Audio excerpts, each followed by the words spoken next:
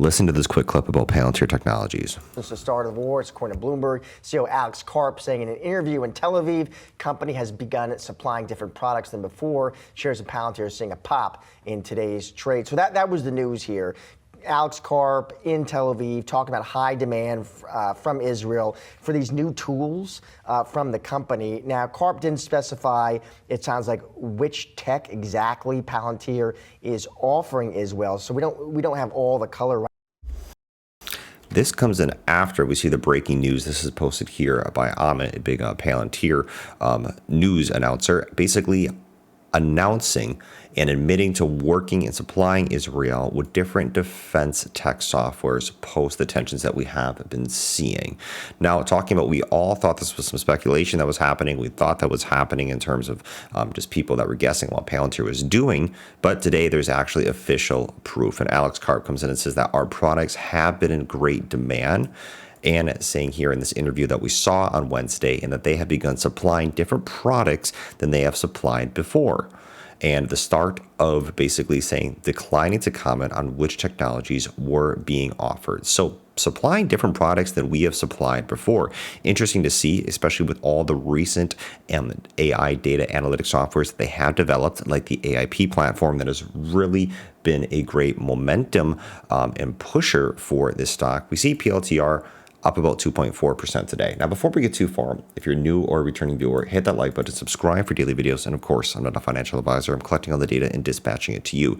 But in yesterday's trading session, we see PLTR up about 2.5%, along with a run that we see with the global market indexes all up nearly about 1%. We see the NVIDIA rally that is still continuing to accelerate. Now, a key metric that we're going to have and data that we're going to have that's going to influence the markets tremendously is going to be the inflation data. Now, pair that with Palantir, and if we look specifically at the chart, this support zone could be tested here in the near future, right at the 17s right here. If we get this push and Palantir is able to reassume that $17 level of support, then there could be this foundational level that holds at this table.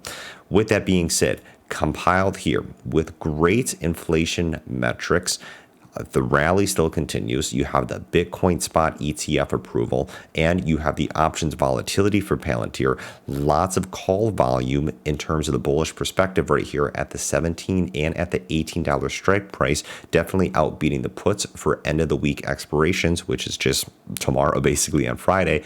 You have a lot of people that are taking a short-term bullish bet on Palantir and looking at that 17s. Now, talking about that, what's interesting is the supplying of different products than that we have supplied before. This has a lot of questions behind it and has a lot of uncertainty about what are these products that they are supplying, and is this bullish for Palantir?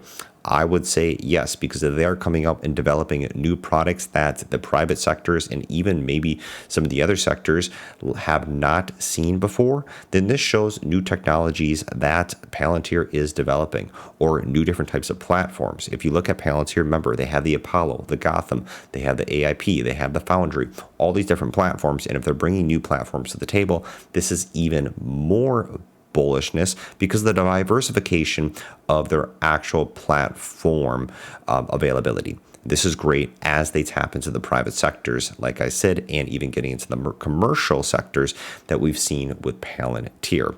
Now, talking about that, the total revenue from government customers roughly has grown at 10%. And we've seen this, and we've also seen the actual commercial segment growing 23% year over year in a quarter. And this is great because the next important date for Palantir is going to be February 13th. Reason being is because that is going to be their next earnings report and the Q4 earnings. Now, earnings per share is estimated right now to be at 8 cents. A specific metric that we have talked about in previous videos that is very bullish for Palantir is the earnings per share revisions that we've seen in the last 90 days. You see there's been 9 in terms of the bullish perspective and 0 in the bearish. This means that Wall Street has continued to put Palantir at higher and higher expectations. The great track record that we have seen with this is that this has happened for the previous few quarters of Palantir, and Palantir has still been able to smash their earnings records and beat Wall Street expectations. With this, combined with the fourth quarter of GAAP profitability, you have Palantir that has any time within this year the possibility of being included in the S&P 500. Now, with that being said, we don't have a time on when that will happen, but we do know that it can. So with Palantir entering into the S&P 500 as a possibility, combined with new possible products that are coming into the markets and even into the defense technology markets, which I think are critically right now in high demand, and Alex Karp even says here products being in high demand, combined with the other variables that we have, Palantir is looking really good for 2024 and having the ability to possibly test these higher resistance zones into the 20s. Now, one of the biggest criticisms that we have seen, we've acknowledged it, I've acknowledged it many times for Palantir, is its high valuation. It does have a high valuation, and that's just what the numbers do say. Looking at it specifically right now, you can see that its price to earnings non-GAAP is 78, and compared to the sector median at 21.36, lots of people and retail, institutional, all the investors are paying a high premium for Palantir right now as we speak. Now, this is not necessarily a bad thing as long as Palantir can continue to beat the bar that Wall Street is setting it at, continue to smash expectations, Palantir, and prove it with the numbers in terms of the revenue and also growing with the commercial and within their governmental contracts. If we see growing revenue and customers on this next quarter, year over year, then they are starting to grow into their valuation.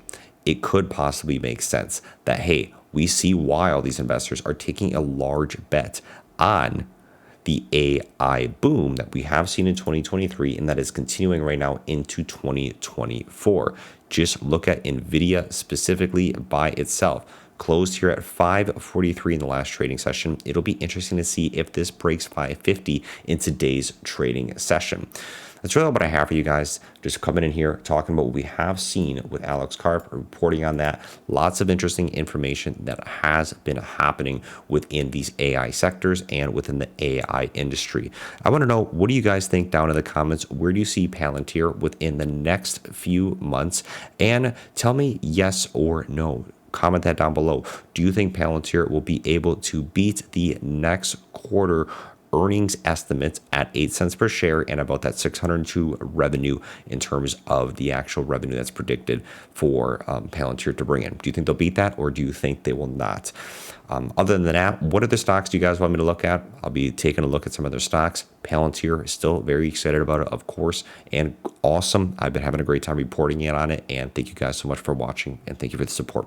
Peace out, take care, and I'll catch you guys later.